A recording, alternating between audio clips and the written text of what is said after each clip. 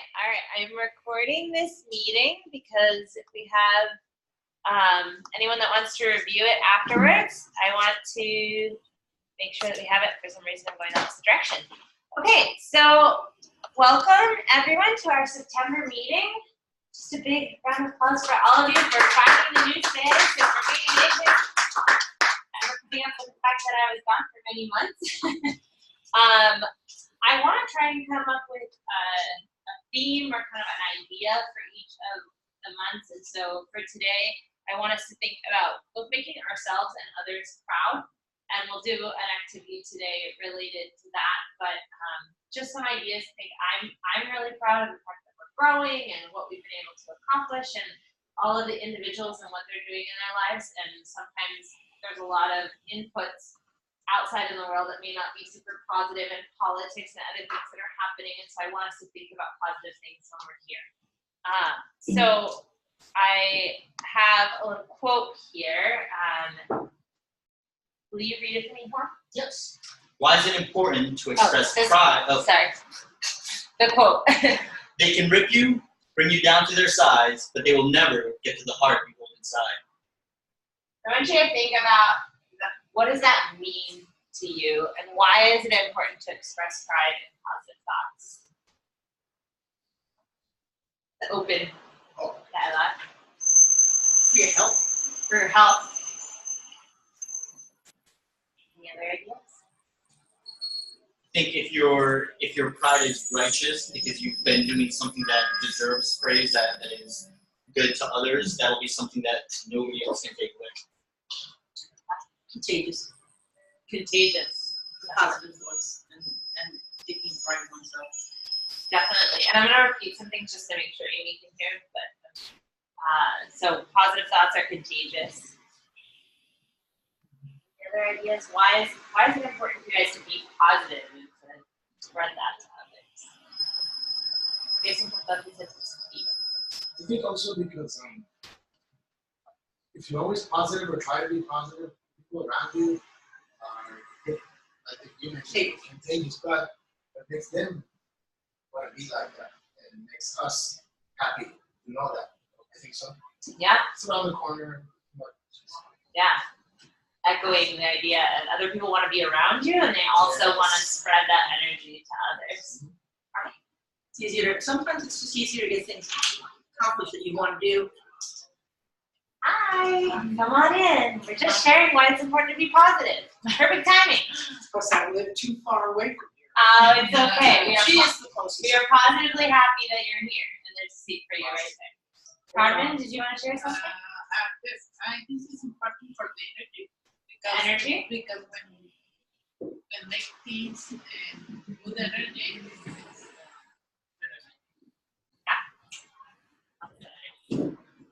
Positive energy. Positive energy. Why do you think it's important? I know I'm putting you on the spot because you came in here, but what does positivity bring to your life? Why is it important for people to be positive around you? Why is it important for people to be positive? Or for you to be positive? Well, because everybody in Rotary is positive, so it's important for me to be that way too. Right? So good examples around you, right? So I want us to think about this because there are a lot of things a lot of inputs that we get that maybe make it seem that there are a lot of negative things that are happening, but we as a group can bring that positivity and that pride and happiness to the world and make it contagious. And just from the people around this table and who we interact with every day, I think that it's really important to reflect on that purpose and how as Rotarians we can bring that to the community. So I have a little activity. Sometimes we are very proud of people. We think about positive things, but we don't necessarily tell people about them. And so that's what we're doing today. So I'll let her do that first, and then we'll do our activities. If you could just take, I want you to take 2 cards and a pen, okay? Please take 2 cards and a pen. Unless you have a pen. I think Susie Burger was here. Combo's here. It's my house Burger with no pickle or an onion, with the sweet potato fries. Oh yeah. Yeah. There you go. Susan Berger, thank you, guys. And there's silverware beside the table. Very well.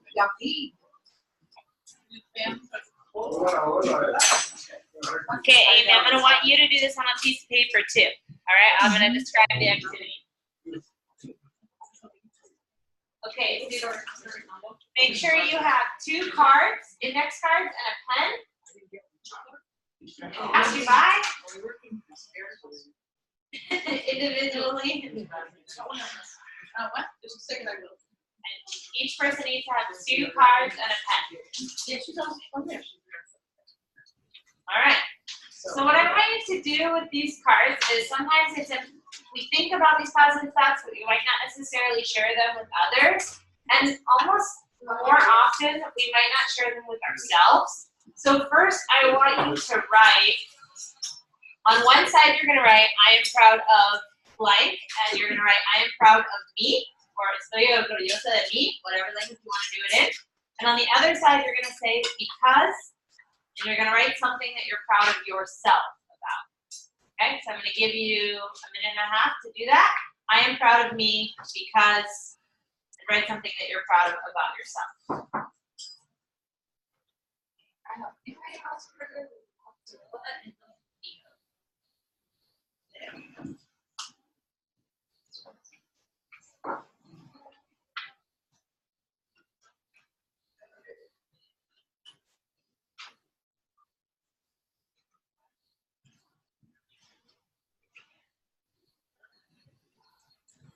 One word, right? It doesn't have to be one word. You can write just one idea that makes you proud of yourself.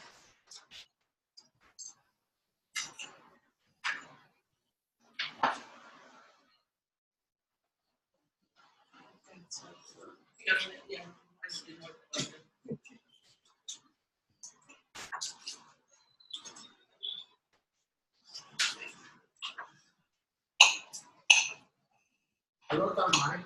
I'm gonna go with my card and my glasses. Go for it. That helps a lot.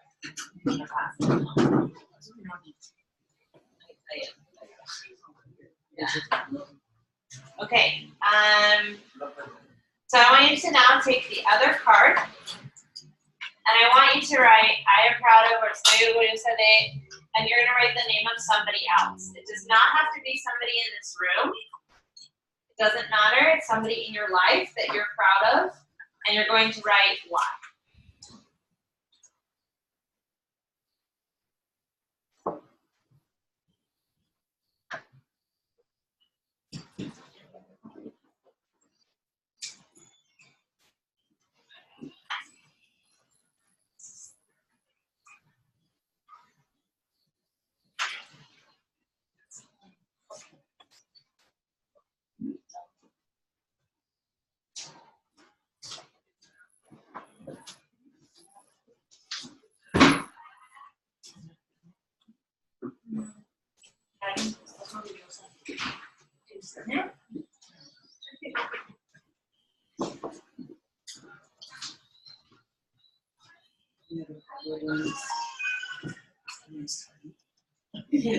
Okay, so one is something that you're proud about yourself for, and one is somebody that you're proud of, and you're going to write why.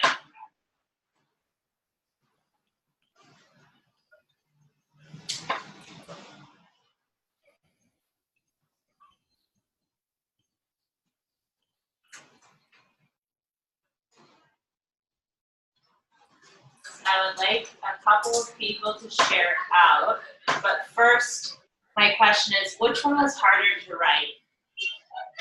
The one about yourself or the one about somebody else?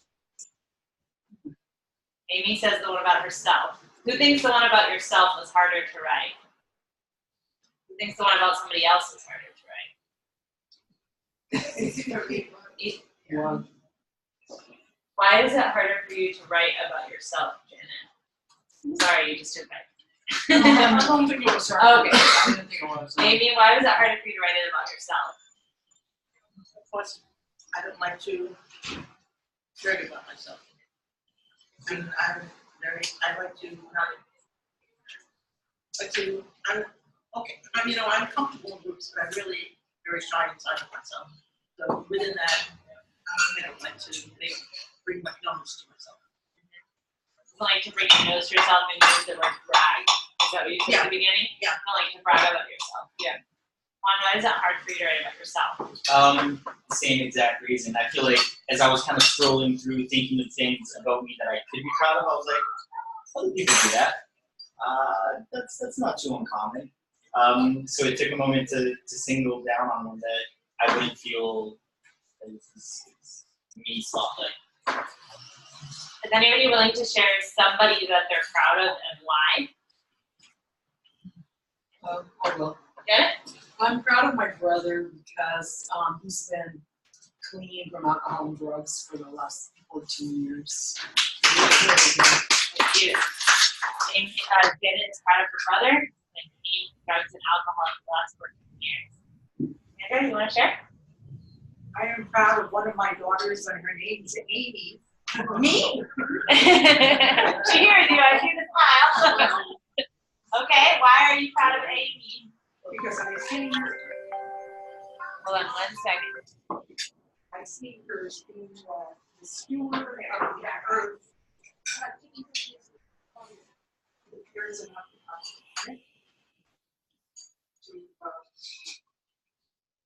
be involved with all living things. You are a steward of the world. I hope you heard that, Amy. Here. Anybody else want to share about somebody they're proud of? Anyone who knows me knows I'm gonna say this stuff. It's okay. I am proud of my daughter because she has become an amazing, brilliant, passionate, beautiful within and without woman. Felipe, who are you proud of? I'm proud of my. Oh, sorry. Go ahead. No, go ahead, David. Go ahead. Oh, I'm proud of my 3 daughters. University. Most of them have at least 1 year of graduate work. And they really don't brag about it. David's proud of his 3 daughters because of the success that they've had in school, and they don't brag about it, so they're humble. Felipe?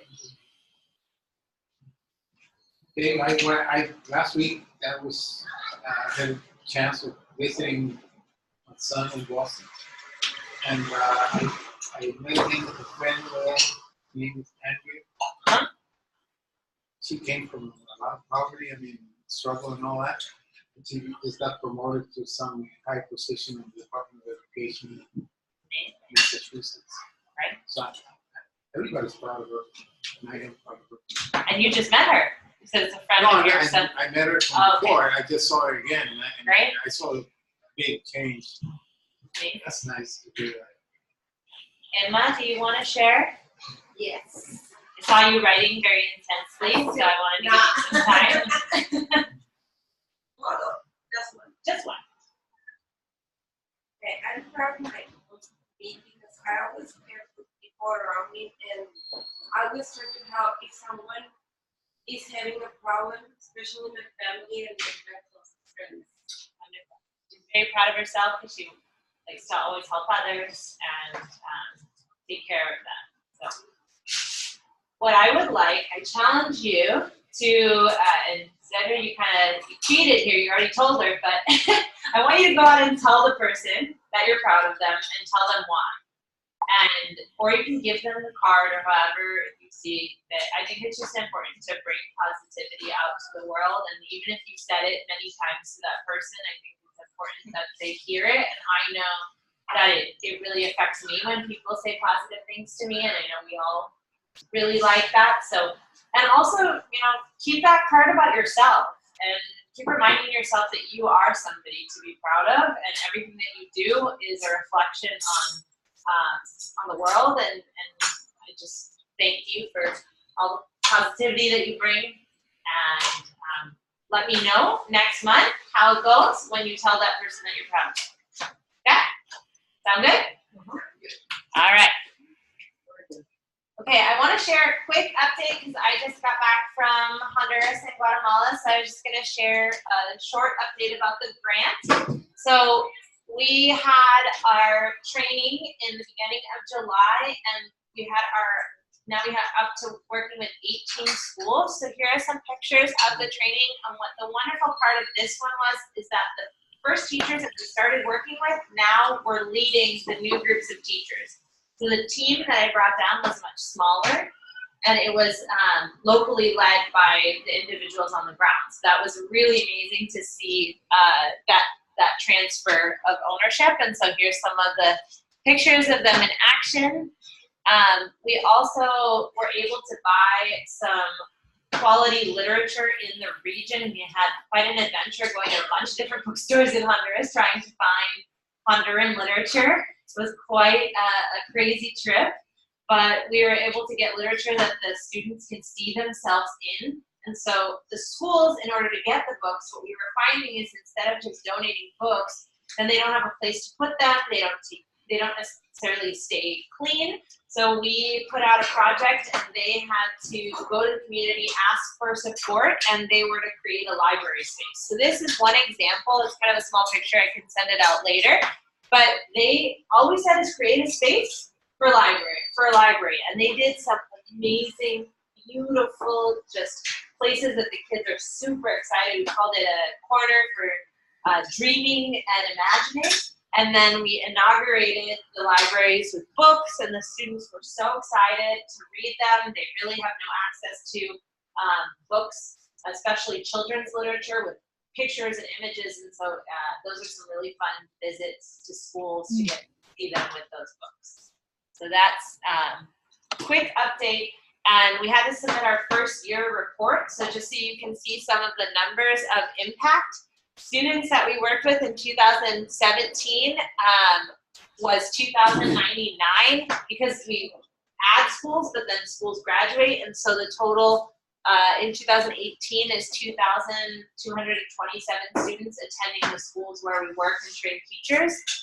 And then parents, something new that we added recently were parent schools that the schools do and they wanted our support on. So now 221 parents have attended different sessions on how to work with their kids in relation to their education.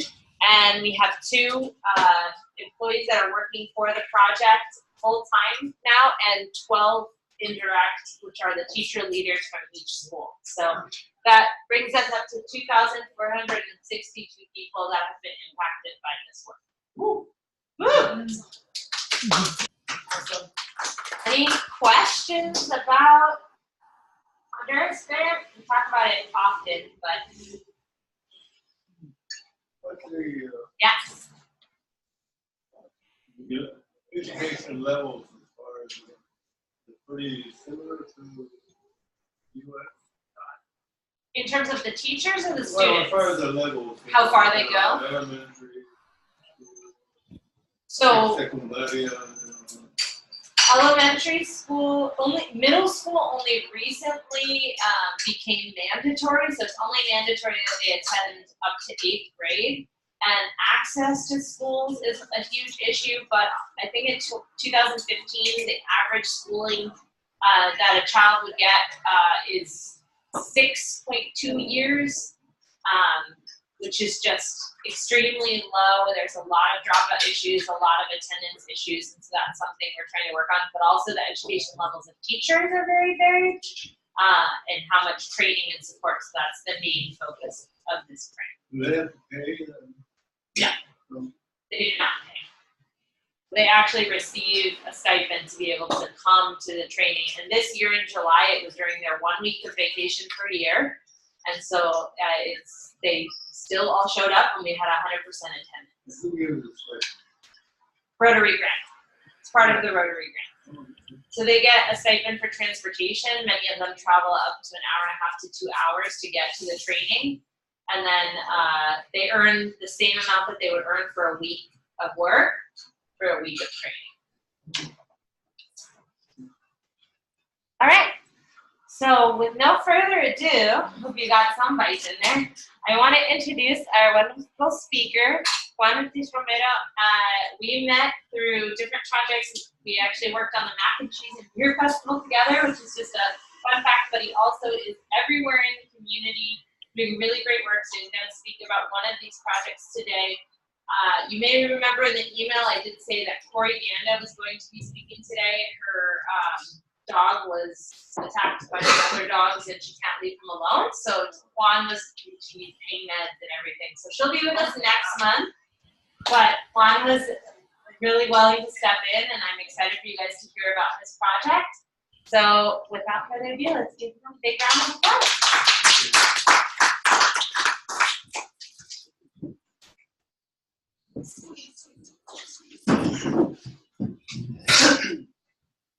First of all, thank you very much for having me. Even though it was a short notice, Phil, I'm very glad to share what I do with the community. Just space or? Yeah. Cool. So I'm involved with an organization called Triple B Adventures. The main goal of this organization is campfire therapy.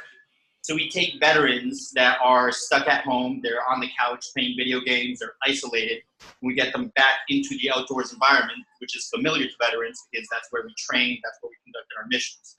So the overall project is just to get us back outdoors. We do this because it's beautiful outdoors.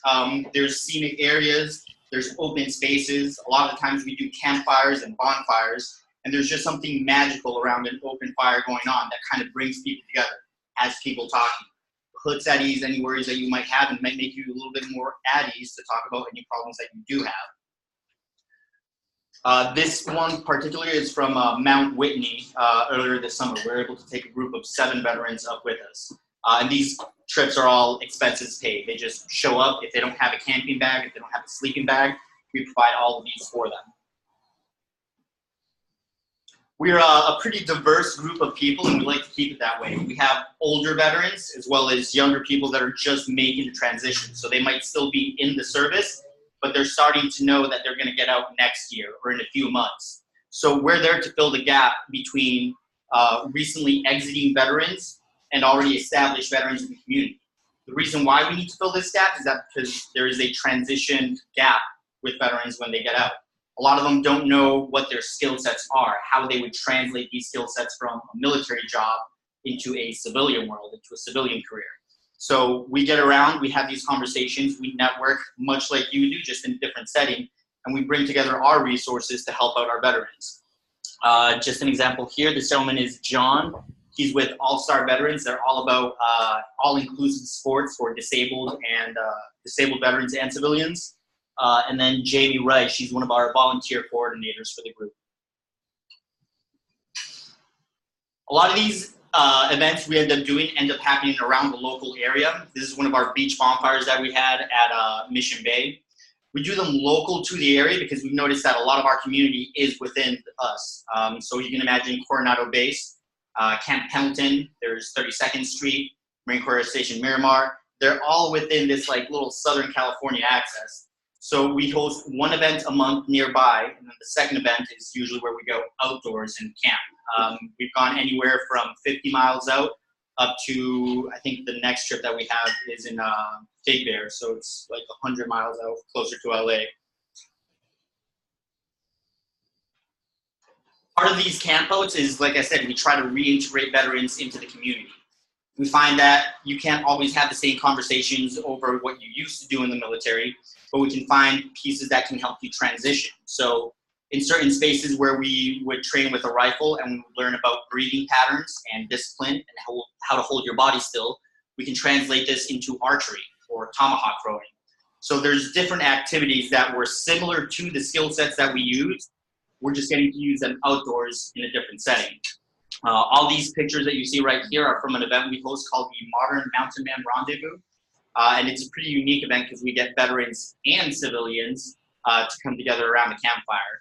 We do interactive courses, everything from how to start your own fire, how to purify your urine if you're lost in the woods, what fruits and berries to eat, and that kind of like survival nature course that we know about, that we've received in our training, but that we want to share with others that aren't so familiar with the outdoors and might want to get outdoors a little bit more.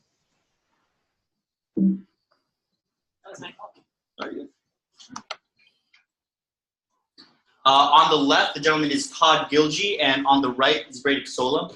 They're two of the founders of the organization, both veterans themselves. They had skills that didn't necessarily translate into the civilian world. Brady was a radio operator, and Todd was a SEER school instructor. SEER is for search, evade, search, escape, reconnaissance, and emergence.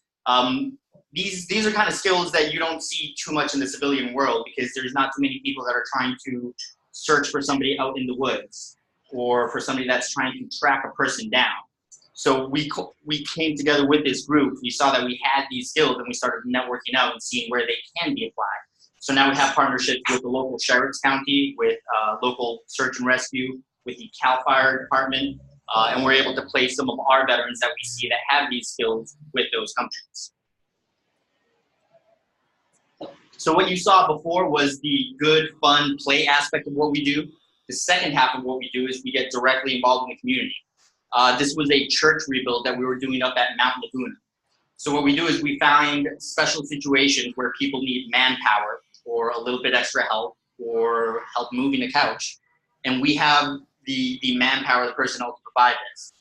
Go back to thinking that we're veterans. We're used to working in groups. We're used to working towards a common mission, a common goal. A lot of the times when there's this disconnect that I was talking about from veterans transitioning, it's because we don't have a mission. They get out of the service and they go to school. They might not end up finishing school because they don't like what they're going to school for. They might take a job. They might not like the job. Through activities like this, where we can directly use the skills that we were all kind of accustomed to, working together in camaraderie, we do this to leverage our communal effort for the community. So then we end up rebuilding and participating with the community in other events. This is another part of what we do, giving back to the community. This is us at Naval Air Station Coronado. We host events in partnership with MCCS, Marine Corps Community Services, where they have the group of people, but they might not have the time or an idea of what to do with them. So all these people are actually young Marines and sailors that recently came to the base and are new to Coronado, new to the San Diego area. So then we get them grouped up with our people, veterans that are already established in the area, to kind of start the conversation, start mixing in and out, seeing what they like to do, what they do in their free time, and most importantly, what their plan is once they get out of the military. At the end of the day, we don't like things the easy way out. We're veterans. We are a very unique group because for 5 years of our life or more, we were under very different circumstances than most people. Our conversations are a little different. Our humor might be a little bit darker. But when we put us with us, we all just seem to get along together. What we try to do with Triple B Adventures is leverage that camaraderie between veterans to give back to the community. So if you have any questions, if you have a veteran that you know that might want to get outdoors, that's spending too much time on the couch, reach out to us. You can contact me directly. I'm the Director of Development, so I plan their events monthly. And then you can also find us online at tba.vet, or if you just hold your camera up, you can scan the code and it'll take you there. Is this under an umbrella of a nonprofit? Yes, we are a 501c nonprofit. So what's the name of the nonprofit? Triple B Adventures. Do you know about what my club is, San Diego Gen? You're an attorney? I am not, yes. Not yet. Doesn't matter. Not yet. Right. It just, that didn't matter. So we have a fundraiser. We just finished it. In fact, last weekend. And we last 12 years or something, we're over $1 million plus in fundraising. It's a fabulous event. It's called Holds for Heroes. Okay. So I don't know if they know about it. Holds for Heroes? Oh, Holds for, okay. I'm curious. I'm going to write that down and reach out to them. You guys should exchange. Absolutely. contacts. We absolutely will. It's a 3 B's 14. The 3 B's, that's a great question. We like to give the B's any meaning that you might have. For us, it might be brotherhood, beer, because this happens around a campfire. It might be bullets, because we often go shooting and hunting. So the B can be replaced to whatever you kind of get out of the community with us. And if no other questions, I just want to say again, thank you for your time. I have a question. Yeah, please. My question is, are you a veteran? Can you tell us about your experience? Yeah. So I am a veteran. I was stationed out here at a Marine Corps Air Station Miramar. I joined the service straight out of high school. My parents, when they came to the United States, it wasn't too clear how I was going to pay for my college. And it was one of those conversations that kind of never happened with college counselors. So I was like, what am I going to do to pay for college? So I joined the service straight out of high school, got stationed here out of Miramar, California, and then I exited the service in 2010.